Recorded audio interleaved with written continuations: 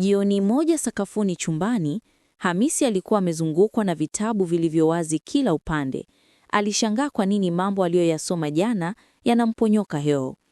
Akaamua kubadili mbinu, akaanza kurudia taarifa kwa sauti ndogo na kuziunganisha na picha alizozitengeneza akilini.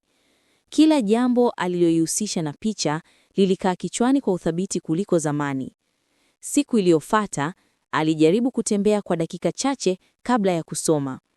Baada ya hewa safi na mapigo ya moyo kutulia, alihisi kichwa kikiwa wazi zaidi. Akaanza kugawa masomo yake katika vipande vidogo, akijifunza kwa muda mfupi kisha kupumzika.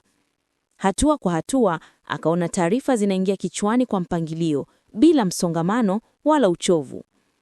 Baada ya wiki kadhaa, Hamisi aligundua anaweza kukumbuka mambo kwa urahisi ajabu, hata majina ya walimu wa zamani. Ndipo akafahamu kuwa kukuza kumbukumbu si siri ngumu, bali ni mazoea madogo ya kila siku: utulivu, kurudia, mazoezi ya mwili na kusoma kwa mpango. Hitimisho: kurudia taarifa na kutumia picha akilini husaidia kuongeza kumbukumbu. Kujifunza kwa vipindi vifupi kunaruhusu ubongo kupokea taarifa bila kuchoka. Mazoezi ya mwili na kupumzika vizuri huimarisha uwezo wa kufikiri na kukumbuka. Nidhamu ya kupanga masomo kwa utaratibu hujenga kumbukumbu ya muda mrefu.